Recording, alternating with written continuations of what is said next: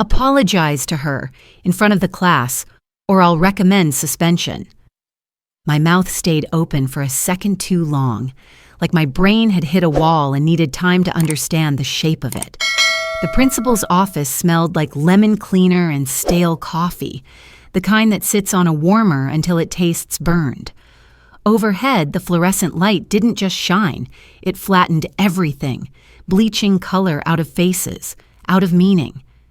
My fingers were still sticky from the cafeteria apple I'd grabbed between lunch duty laps, and I could feel the tack of it when I tightened my grip around my lanyard. On the wall behind him was a framed poster about respect in bold, cheerful letters. The irony felt physical. My throat tightened anyway. "I'm sorry," I said, and my voice sounded calmer than I felt. "Suspension? For what?" "Exactly." He didn't blink. He had that practice stillness administrators learn, the kind that makes you feel like you're the unstable one for having a pulse. He picked up a manila folder from his desk, thin, already labeled, and slid it closer like it belonged there. For bullying, for inappropriate language, for making a student feel unsafe. He tapped the folder with one finger. Tap, tap, like a metronome of certainty. "We have statements." A clock ticked behind me. I could hear the faint roar of the hallway through the door, lockers, shoes, laughter rising and falling like waves. The world was moving, normal, and I was sitting here with my career being weighed by someone who hadn't seen what I had seen. "I called her a dumbass," I said, because refusing to dress it up felt like the only honest thing I had left. "Yes." He leaned back slightly, as if the word itself had offended the air in the room. "You're an adult," he said, "a staff member. You don't speak to students like that." My jaw clenched. I could taste the acid of swallowed anger. "She filmed herself taking goldfish from a pet store and releasing them into the ocean," I said, and I watched his face for recognition, for any flicker of understanding, but it stayed politely blank. "She called it rescuing them." He stared at me like I'd just confessed to a petty grudge. "And I'm supposed to... what? Congratulate her?" I heard the edge in my own voice and forced it down, one hard breath at a time. Goldfish are freshwater fish. They can't survive in salt water, they suffocate. Their gills... "Mrs. Hart," he interrupted, using my last name the way people do when they're trying to shrink you. "This isn't about fish." That sentence hit me harder than I expected. Not because it was loud, because it was dismissive, neat, sealed shut. I sat there feeling my hands begin to tremble under the desk. I pressed my fingers into my palm until the shaking turned into pain, pain I could control. "It is about fish," I said quietly. "It's about the environment. It's about ignorance being praised because it looks kind on a screen." His eyes moved to the folder again. Tap, tap. "The student felt attacked," he said. "Her friends said you humiliated her in front of others." The fluorescent light hummed. Somewhere in the building, a bell rang faintly, distant like a warning you can't quite place. Humiliated. I saw it all again in a quick flash. The cafeteria noise, the lunch trays clattering, the sugary smell of ketchup and warm bread. A group of girls leaning close together, bright phone screen held up like a trophy. The voice in the video, breathless, proud, talking about setting them free. The quick cut to ocean waves, the tiny orange bodies slipping into salt water like dropped coins. The laughter around the table, the careless triumph of it. I had walked over because my feet moved before my mind agreed. Because I've kept aquariums longer than some of those kids have been alive. Because I know what a gill looks like when it's burning. Because I know what happens when people release animals because it makes them feel like heroes. I'd seen the photos in professional groups, goldfish swollen in rivers, invasive, choking ecosystems, a pretty mistake that becomes a permanent problem. And in that moment in the cafeteria, I had looked at her phone and felt something sharp and hot move straight up my chest. "Do you realize you're actually a dumbass?" I'd said. The words came out faster than my judgment could catch them. I could still see her face, how it changed, not into guilt, into outrage, into the kind of offended disbelief that only happens when someone has been applauded for their own ignorance. Her friend had snapped back instantly. "That's just rude. Why would you say that? She cares." Cares. I had felt my own face go still, like a door closing. "Caring doesn't make it right," I'd said. "Those fish are dead. You killed them. Salt water burns their gills. They suffocate." Around us, the cafeteria noise dipped. Not fully, but enough. Enough for attention to turn. Enough for the girl to flush red and lift her chin as if I'd hit her. Then she'd said, loud enough for the table beside us to hear, "Why are you being such a bully?" Bully. And just like that, the entire scene shifted. Not toward facts, toward feelings, toward the easy narrative where the person who cries first gets crowned innocent. Now, in the principal's office, that same narrative was sitting in a folder with my name on it. He cleared his throat. "We have to consider the school climate," he said, like he was reading from a script he'd used 100 times. "We can't have staff calling students names." I looked at him, really looked. The smooth desk, the framed college diploma, the little bowl of mints that no one ever takes. His hands folded neatly, his wedding band catching the harsh light. "What exactly do you want me to apologize for?" I asked.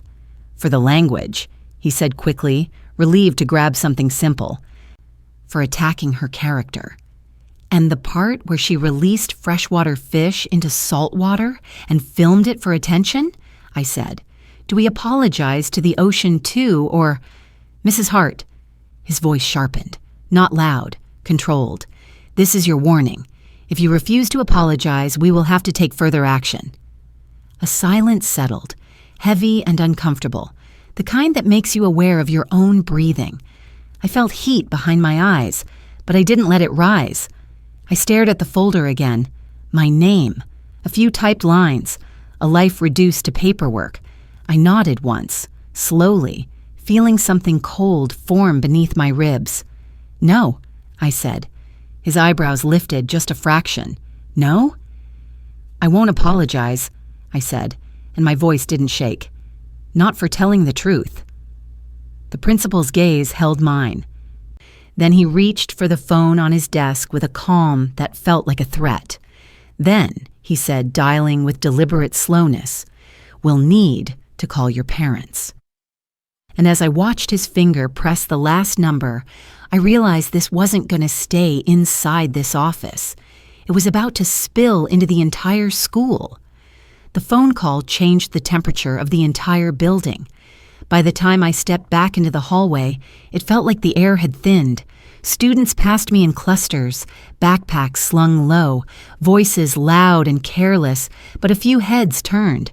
A few eyes lingered longer than they should have. Someone whispered my last name like it was a rumor instead of a fact. I walked toward my classroom with measured steps, the kind you take when you don't want anyone to guess that something inside you has gone tight and brittle. The linoleum floors reflected the overhead lights in dull patches, every step echoing too clearly. I could feel the principal's decision sitting on my shoulders already, heavy and unseen. Inside my room, the blinds were half open. Cold afternoon light cut across the desks, flattening everything into pale rectangles. A stack of ungraded quizzes waited on my desk, corners slightly curled. I set my bag down carefully, as if noise itself might draw attention. I hadn't even taken my coat off when the first email came through. Subject line, classroom conduct. I didn't open it right away. I stared at the screen instead, watching the cursor blink, blink, blink, like it was counting something down. When I finally clicked, the language was polished and gentle, which somehow made it worse. A reminder about professionalism. A note about maintaining a safe environment. A sentence about how students' perceptions mattered as much as intentions. No mention of fish, no mention of facts, just tone, just optics. I closed the laptop. The bell rang and students began to filter in. They were quieter than usual, not silent, just restrained. A few avoided my eyes entirely. One boy slid into his seat and gave me a look that was half curiosity, half something else, like he was waiting to see what kind of person I was going to be now. I started the lesson anyway. My voice came out steady, practiced. I wrote on the board, chalk scraping lightly, the sound grounding me. For 40 minutes, I did what I'd always done, asked questions, waited for answers, corrected gently, moved between desks. But there was a tension under it all, a sense that I was being watched, measured against some invisible standard. Halfway through class, my door opened without a knock. The vice principal stood there, clipboard tucked against his chest. He smiled at the room, a broad, reassuring smile, and the students straightened instinctively. "Sorry to interrupt," he said. "Just a quick check-in."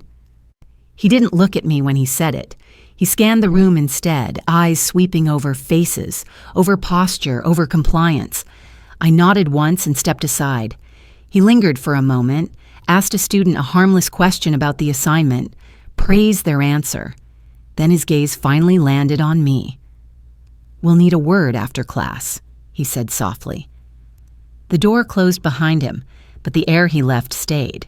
The students were restless after that, shifting in their seats, glancing at the clock. When the bell rang, they left faster than usual, chairs scraping loudly against the floor. One girl paused at the door. She hesitated, fingers curled around her backpack strap. "I saw the video," she said quietly. I didn't know either." I looked at her face, open, uncertain, waiting to see what I would do with that admission. "Knowing matters," I said. "What you do after matters more." She nodded and slipped out. That small moment should have steadied me. Instead, it made everything sharper. The meeting afterward was brief and strangely polite. The vice principal spoke about community standards and modeling behavior. He mentioned that the girls' parents were upset. He said the school had received messages, plural. "People are talking," he said, not unkindly. "Online." I didn't ask where. I already knew. By the time I got home that evening, my phone buzzed constantly.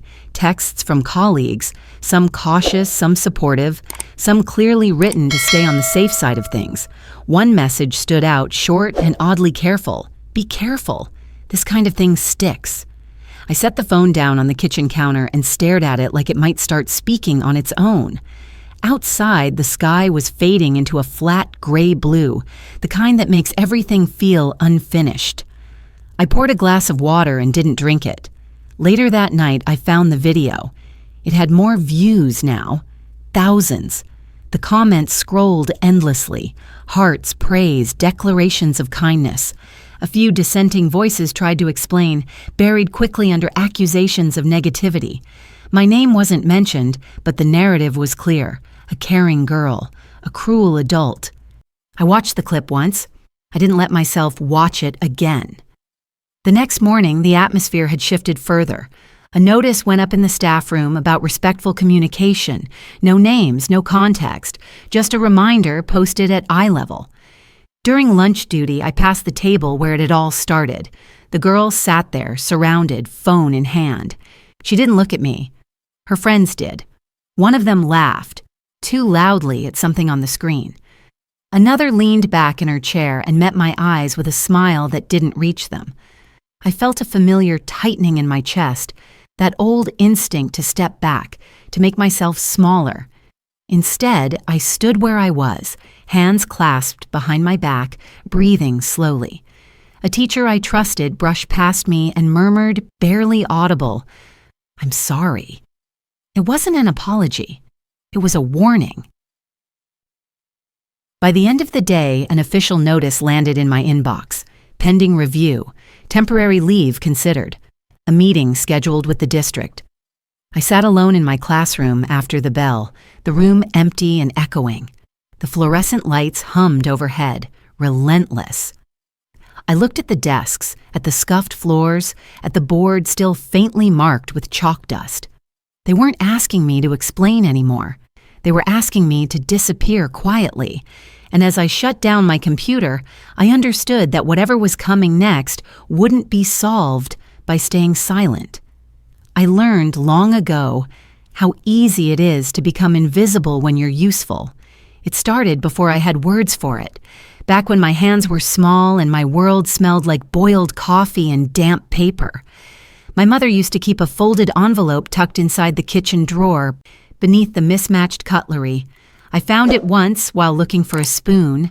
Inside were crumpled bills, smoothed and re-smoothed, edges soft from being handled too often. She took it from me gently, slid it back into place, and said, "That's just in case." Just in case became the rhythm of my life.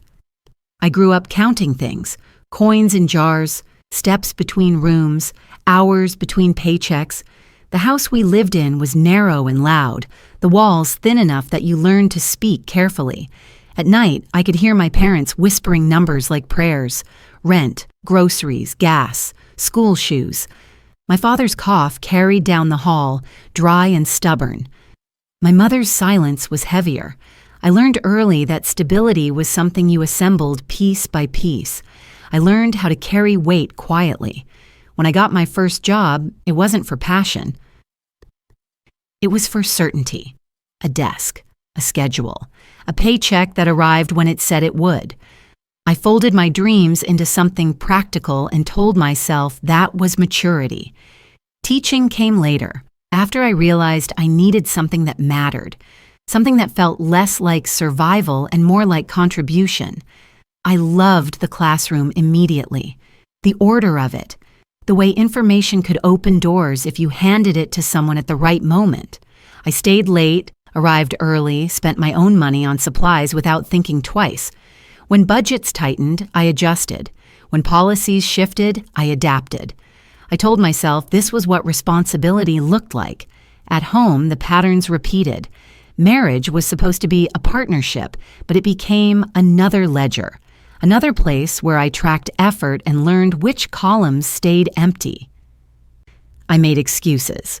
For him, for us, long hours, stress, timing. When the marriage finally ended, it wasn't dramatic. It was quiet. Papers signed, a few boxes carried out. The sound of a door closing without anyone watching. I didn't resent it. I just absorbed it, like I absorbed everything else. My children grew, needs changed. Tuition replaced daycare, car insurance replaced school lunches. I took on extra classes, committees, workshops. I became the person who could be relied on, the one who filled in, the one who didn't complain. The school became my second home, and in some ways, my first. I knew the hum of the lights, the way the building cooled unevenly, the particular echo of footsteps after hours. I learned which desks wobbled and which students needed space. I learned how to see what wasn't said. Aquariums came into my life almost by accident. A small tank at first, something calming on a shelf, water cycling, filters humming softly, the quiet discipline of balance.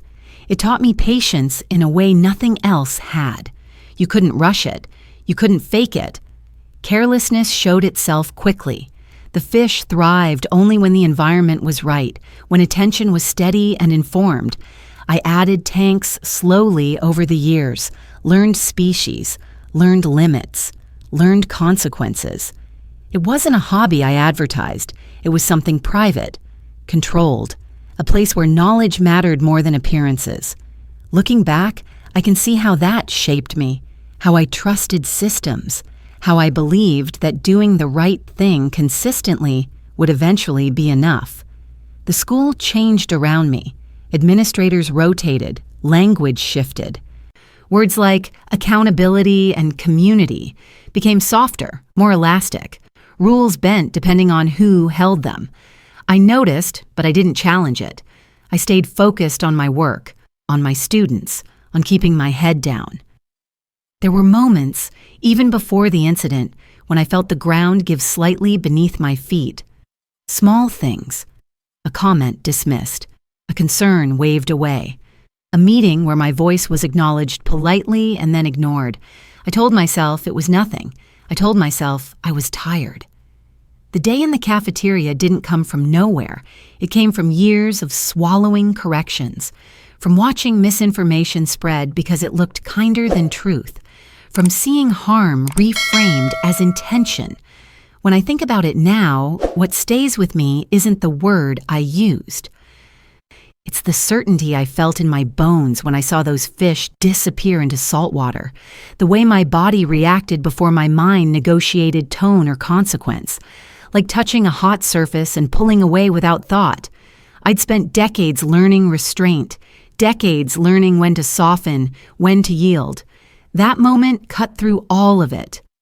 Afterward, sitting alone in my classroom with the lights humming, I thought about the envelope in my mother's drawer, about just in case, about how quickly safety could evaporate when someone decided your presence was inconvenient. I opened my desk drawer and found a folded note from a former student, tucked beneath old lesson plans.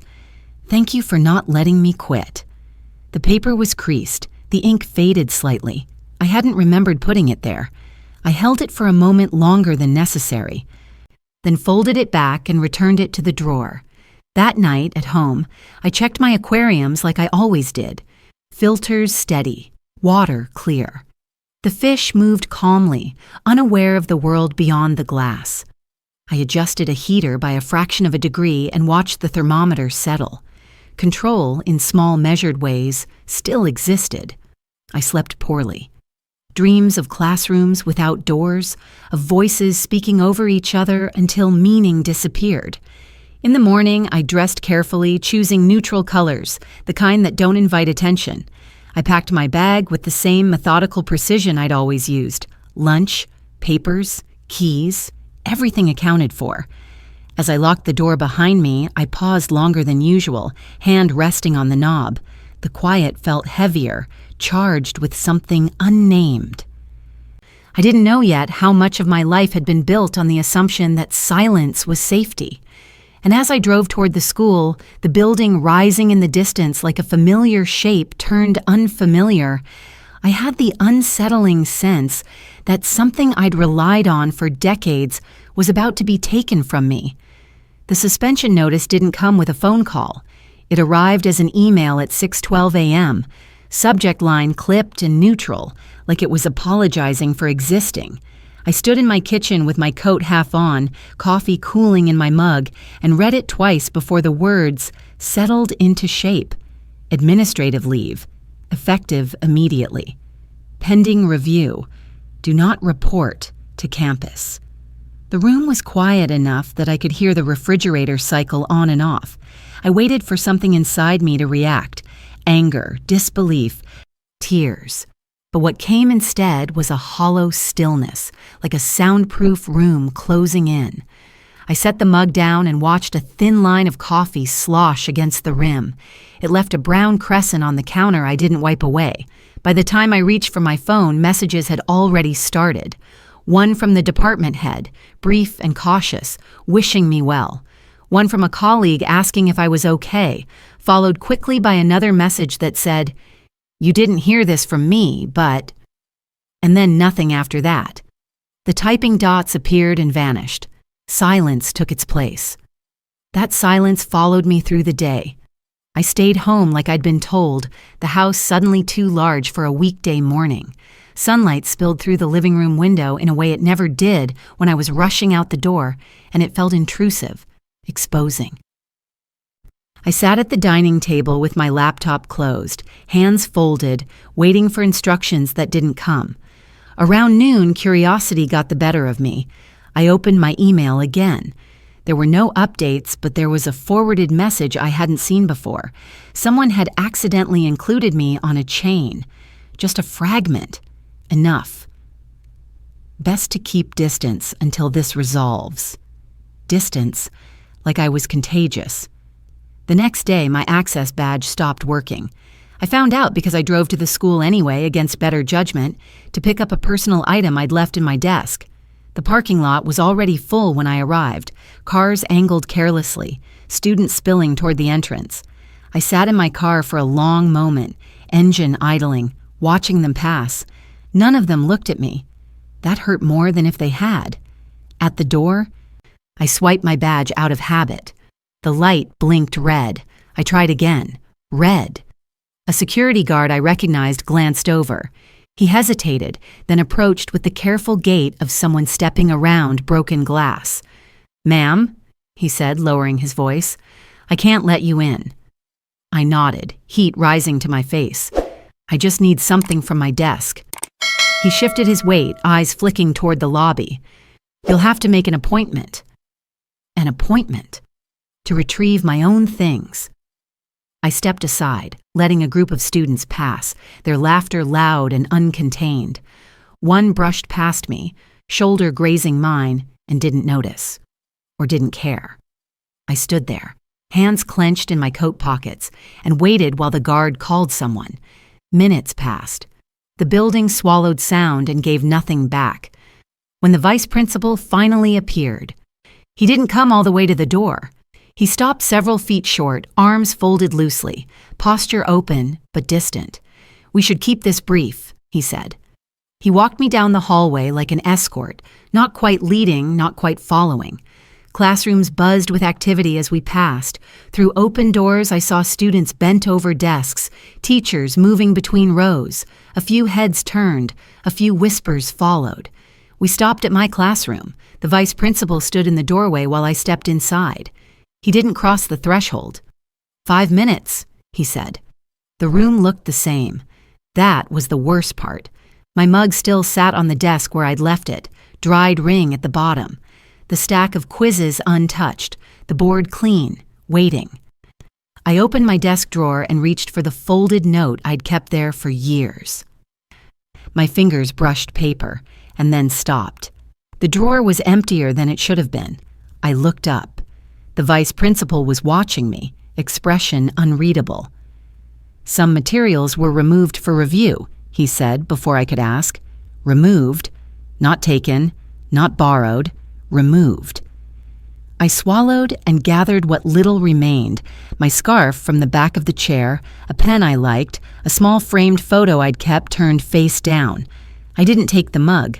I couldn't explain why. When I stepped back into the hallway, the bell rang. Students poured out of classrooms, flooding the corridor. The vice principal stepped aside, letting them pass between us. For a moment, I was separated from him by bodies and noise. I stood there, trapped, aware of myself in a way I hadn't been since my first day teaching. Someone laughed nearby. Someone said my name. Not loudly, but clearly enough. I didn't turn to see who. The vice principal waited until the hallway thinned again before speaking. "We'll be in touch," he said, and then he left without another word. At home, the days stretched and warped. Mornings blurred into afternoons. I checked my email obsessively, then avoided it altogether. News articles began to circulate about educator conduct and online harassment. None named me. All felt close enough to bruise. A local parent group posted about the incident. Screenshots of the video appeared alongside commentary. Some praised the girl's compassion. Others debated tone, responsibility, harm. A few mentioned a teacher who had lost control. I watched from the edges, reading without responding, my hands cold even as my face burned. One afternoon, my phone rang. A number I didn't recognize. I answered anyway. "We've received a complaint," a voice said, smooth and practiced. "We need to schedule an interview." There was no greeting, no context, just the expectation that I would comply. "When?" I asked. "Soon," the voice said, "before narratives settle." After the call ended, I sat very still. The house felt different then, smaller, the walls closer. I noticed how the afternoon light slanted across the floor, highlighting dust I hadn't seen before. I moved through the rooms without purpose, straightening things that didn't need it. When I reached the aquariums, I stopped. The water hummed softly, filters steady. I leaned closer, watching the fish glide through the plants. Their world was contained, predictable, safe, as long as I kept it that way. My hands shook as I adjusted the lid. The interview was held in a conference room I'd never been in before. Neutral walls, a long table, 3 people seated on one side, spaced evenly, like they'd practiced. They asked questions that circled rather than landed. How did I feel about my language? Did I consider alternative approaches? Was I aware of the impact on the student community? When I spoke, they nodded. When I mentioned facts, they wrote things down without comment. At one point, I paused, waiting for a response that didn't come. The silence stretched. I felt my breath catch, my chest tighten. No one filled the gap. Finally, one of them looked up. "We'll take that under advisement," she said. The meeting ended without resolution, without reassurance, without anything I could hold on to. Days later, a letter arrived by mail. Official letterhead, formal language. It outlined expectations, professional conduct, sensitivity training, a path forward contingent on my willingness to reflect. Reflect. As if this were a misunderstanding, not an erasure.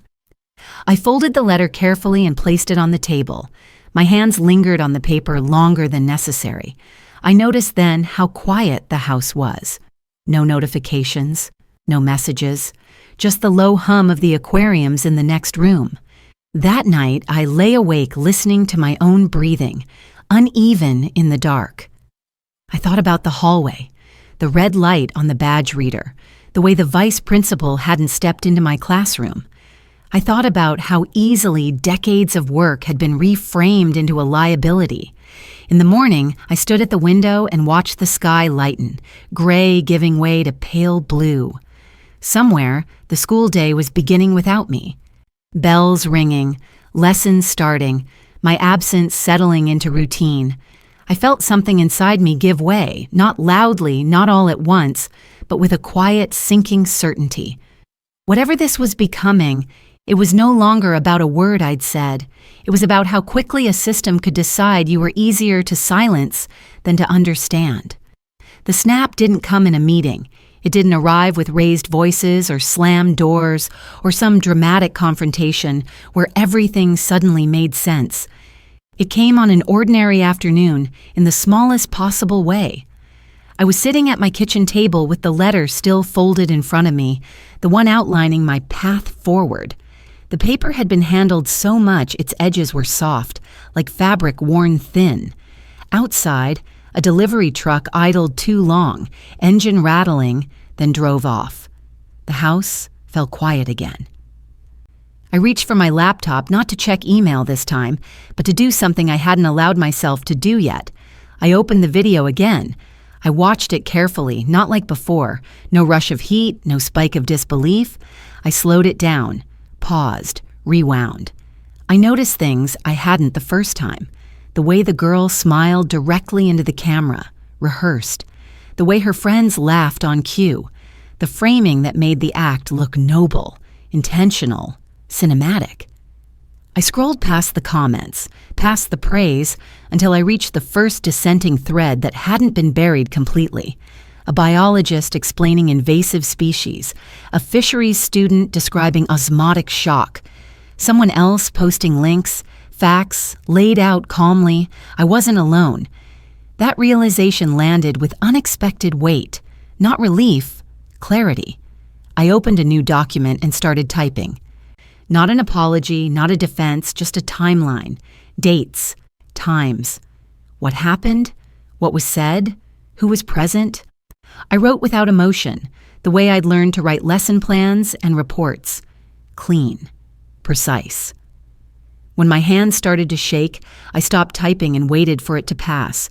I thought about the interview, about the questions that circled, about the way no one had asked what actually happened to the fish, about how concern had flowed only in one direction.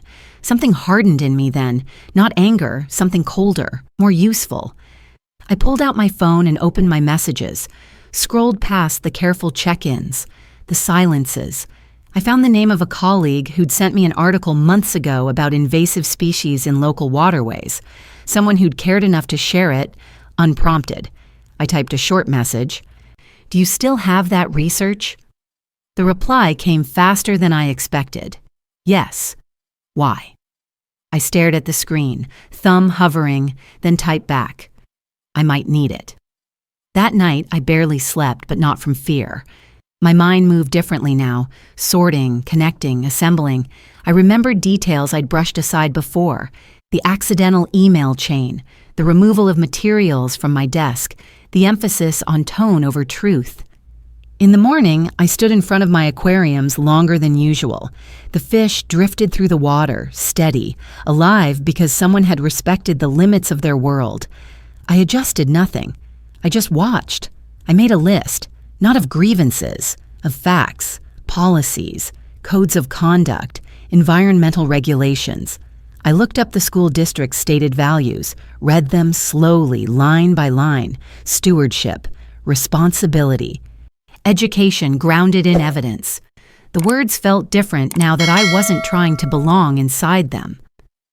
The next call came that afternoon. "We'd like to move forward," the same smooth voice said, "with conditions." I let the silence stretch this time. I counted my breaths. 1, 2, 3. "Before we do," I said evenly, "I have documentation I'd like added to the record." There was a pause. Not long, just long enough. "What kind of documentation?" the voice asked. "Relevant," I said. Another pause. I could picture them exchanging glances, recalibrating. "Send what you have," the voice said finally. After the call ended, I sat very still. My heart was beating faster than I liked, but my hands were steady. That mattered. I gathered everything I'd touched since the day in the cafeteria: emails, notices, screenshots, policy excerpts, research links. I didn't annotate. I didn't editorialize. I let the material speak. As I compiled it, a pattern emerged that I hadn't wanted to see before, not just about me, about how quickly truth became inconvenient when it complicated a cleaner story. By evening, the file sat on my desktop, named simply Incident Record. I didn't send it yet. Instead, I stepped outside. The air was cool, the sky dimming toward evening. Neighbors moved about their lives, unaware. I stood on the porch and felt the quiet settle around me, not heavy this time, but deliberate.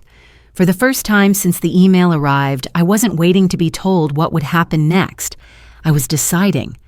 I went back inside, sat at the table, and placed my finger on the trackpad. The cursor hovered over the attachment icon. I took one more breath, steady and controlled, before pressing send. After I sent the file, I didn't feel relief. I felt watched. Not in the dramatic sense. No paranoia, no shadows moving where they shouldn't. But in the way systems observe when they realize something has shifted. The tone of the emails changed first. Where they'd once been clipped and instructional, they grew cautious, padded with qualifiers. "Thank you for providing this. We will review. We appreciate your cooperation." Cooperation. The word sat wrong. I didn't respond immediately. I let the silence work for me this time. Instead, I opened a new folder on my laptop and began duplicating everything. Cloud storage, external drive, printed copies stacked neatly in a drawer beside my desk. Years of teaching had taught me one unromantic truth: things only exist if they can survive disappearance. I requested my personnel file formally, citing policy. The reply came 2 days later with a reminder about processing time. I logged the date anyway. Another email followed, this one from Human Resources, asking me to clarify my intent. Was I seeking reinstatement, resolution, training accommodations? I read it twice before answering. "I am seeking accuracy," I wrote, "and inclusion of all relevant material." That was it. While I waited, I began to reconstruct the timeline with more care. I pulled phone records to confirm the time of the call to my parents. I requested CCTV timestamps from the cafeteria under public records provisions. I didn't expect to receive the footage itself, but I wanted the request logged. I wanted a paper trail that showed I had asked. Each step was small. None of them felt dramatic. Together, they formed something solid. A colleague reached out quietly, asking if we could talk off the record. We met at a cafe across town, the kind that didn't attract students. She sat with her coffee untouched, eyes darting to the door more than once. "They're nervous," she said finally. Not about what you said, about how it looks now. I let that sit between us. She leaned closer. There was pressure. From parents. From the district. No one wanted to be the one to push back. Who did? I asked. She shook her head. No one officially. That answer mattered more than names. She slid a folded paper across the table. This was circulated internally, she said. It's not supposed to leave the building. It was a summary memo, sanitized, carefully worded. My name appeared once, paired with phrases like escalation risk and reputational sensitivity. The incident was framed as an emotional lapse, detached from its cause. I didn't react outwardly. I folded the paper and placed it in my bag. When I got home, I scanned it and added it to the folder. The district sent another message the following week, this one requesting a mediated meeting, neutral third party, confidential setting, a chance to clear the air. I agreed, but I asked for the agenda in advance. The agenda that arrived was thin, no mention of environmental harm, no acknowledgement of the original act, just communication standards and restorative practices. I forwarded it to my colleague in environmental sciences, the one who'd sent me research before. She replied with a document I hadn't known existed, a prior advisory issued by the district discouraging the release of non-native species during a science fair incident years earlier. It had been quietly resolved, students redirected, lesson plans updated. Consistency, it seemed, was flexible. I added the advisory to the folder. During this time, the video lost momentum. Trends moved on. Attention shifted. But the institutional process didn't fade with it. If anything, it hardened. Procedures took precedence. Timelines stretched. One afternoon, I received my personnel file, parts of it anyway. Sections were redacted. Notes were summarized rather than reproduced. I compared it against my own records. Dates didn't align. Descriptions were softened. The word dumbass appeared nowhere, but my tone was referenced repeatedly. I drafted a response pointing out discrepancies, attaching timestamps and direct quotations from emails they'd sent me. I kept my language neutral, factual, impossible to dismiss as emotional. The reply came 3 days later. "We acknowledge your concerns," it said.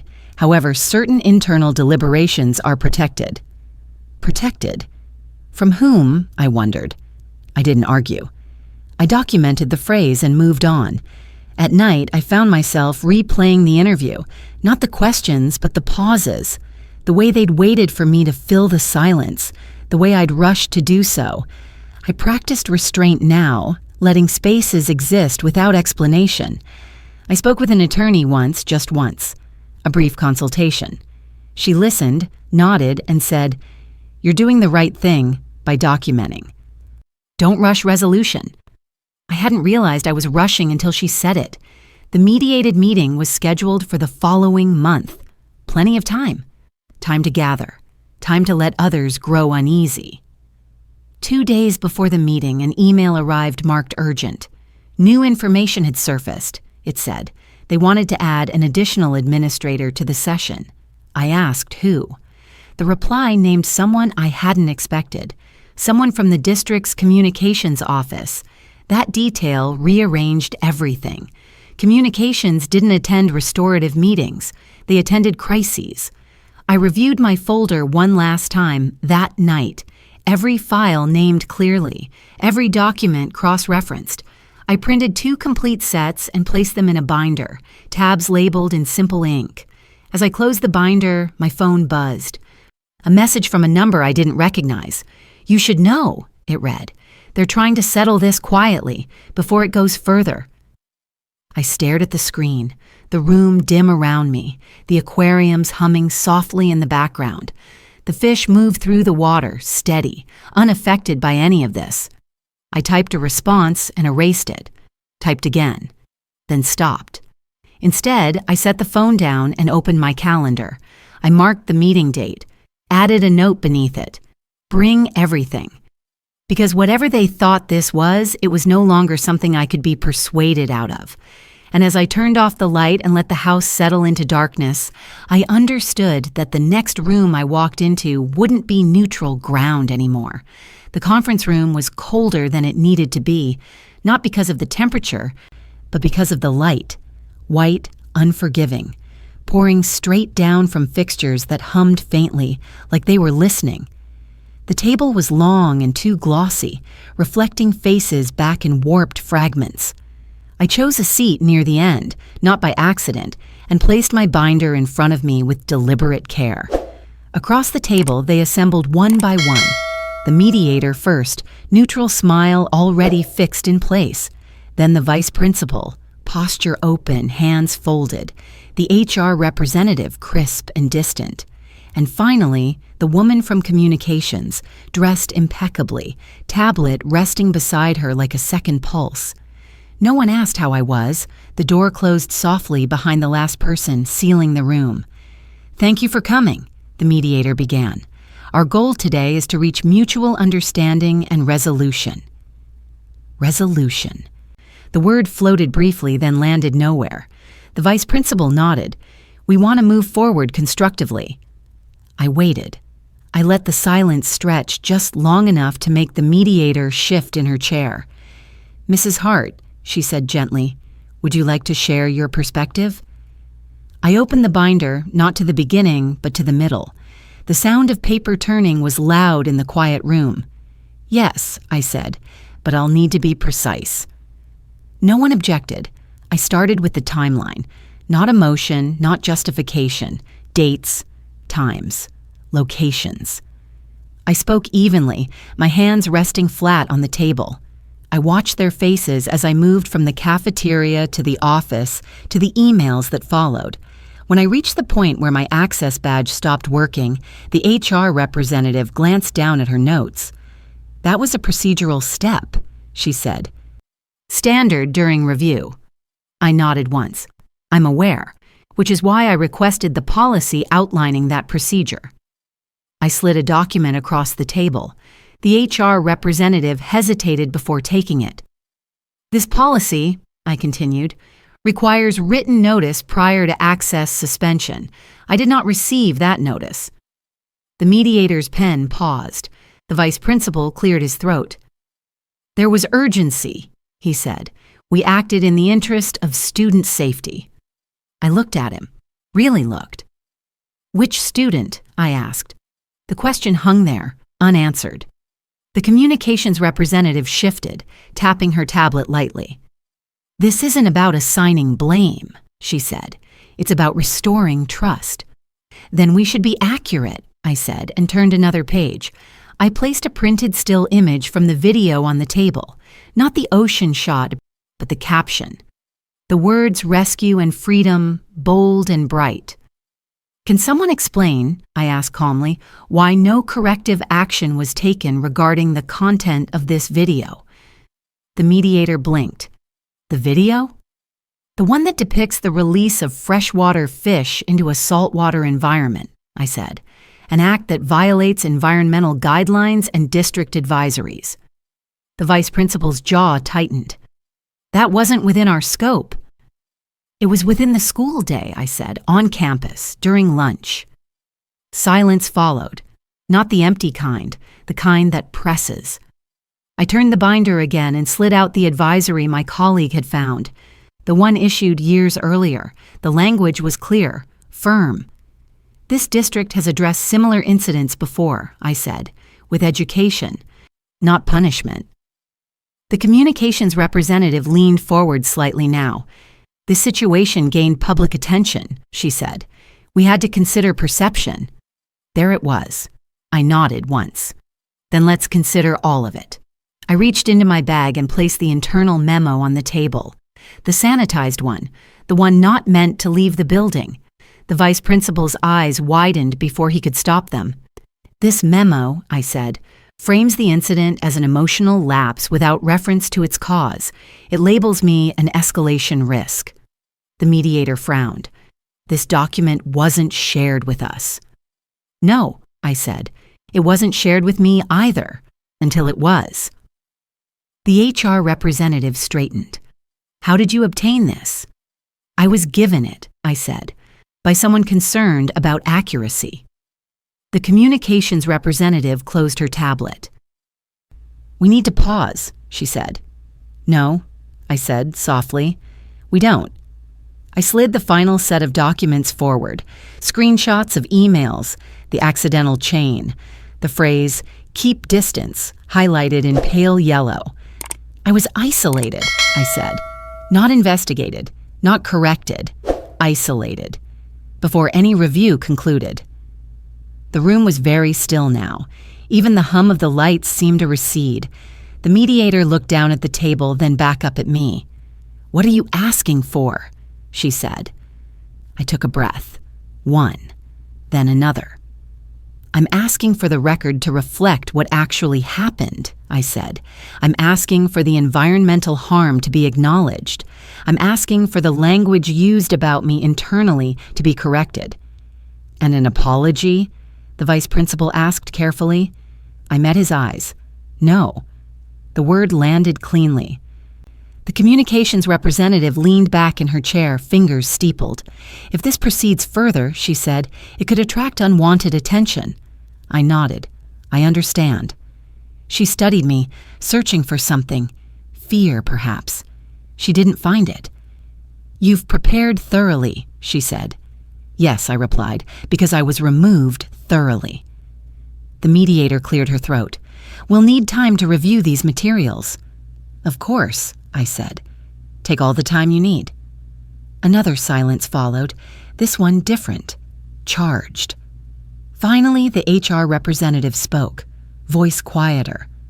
"There are discrepancies here." The vice principal didn't look at her.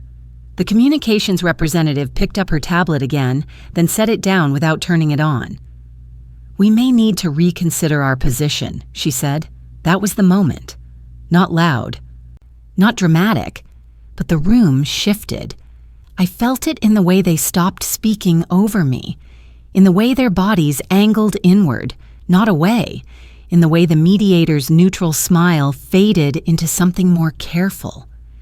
"We'll follow up," the mediator said, formally. I closed my binder and rested my hands on top of it. "I'll expect it in writing," I said. As they stood, chairs scraping softly, no one reached for the door right away. The vice principal lingered, eyes flicking toward me and then away. "I didn't realize," he began. I stood, interrupting him without a word, and the sentence died unfinished. When I walked out of the conference room, the hallway beyond felt brighter, colder. I moved through it without looking back, the binder heavy under my arm, my steps steady. Behind me, I heard the door open again. Voices, low and urgent, spilling into the hall. I didn't turn around. I already knew something irreversible had just happened. The letter arrived on a quiet morning, slid halfway through the mail slot, and left there, like it wasn't sure it belonged inside. I stood over it longer than necessary, barefoot on the cool floor, listening to the soft churn of water from the aquariums in the next room. The house was still, settled into itself in a way it hadn't been for months. I bent down, picked up the envelope, and recognized the letterhead immediately. This time I sat before opening it. The language was different now. Careful, yes, but also specific. Findings, corrections to the record, acknowledgement of procedural errors, reinstatement offered effective immediately, with no admission of wrongdoing attached to me. A separate paragraph addressed the incident itself, reframed as an educational failure, not a behavioral one. Environmental guidelines would be reviewed, staff training updated, students reminded publicly about responsible action. There was no apology written plainly on the page, but there was something else. An addendum stated that certain internal communications had been deemed inaccurate and would be amended. My name would no longer be associated with escalation risk or unprofessional conduct in any official file. I folded the letter once, then again, and placed it on the table. Outside, the light had shifted to a soft mid-morning glow, pale and even, the kind of light that doesn't demand anything from you. I realized suddenly that my shoulders weren't tight.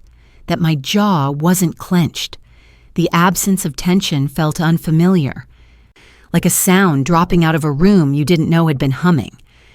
I didn't rush back to the school. I took the day. I cleaned slowly, deliberately, returning objects to places they'd always had, but that had felt wrong while everything else was uncertain. I answered a few messages, brief and polite, some congratulations, some quiet acknowledgments from people who hadn't felt safe speaking earlier. I didn't hold it against them. I understood caution too well. When I did return days later, the building felt different, not warmer, not kinder, clearer. The badge reader blinked green when I swiped it. The sound was small, unremarkable, but my breath caught anyway.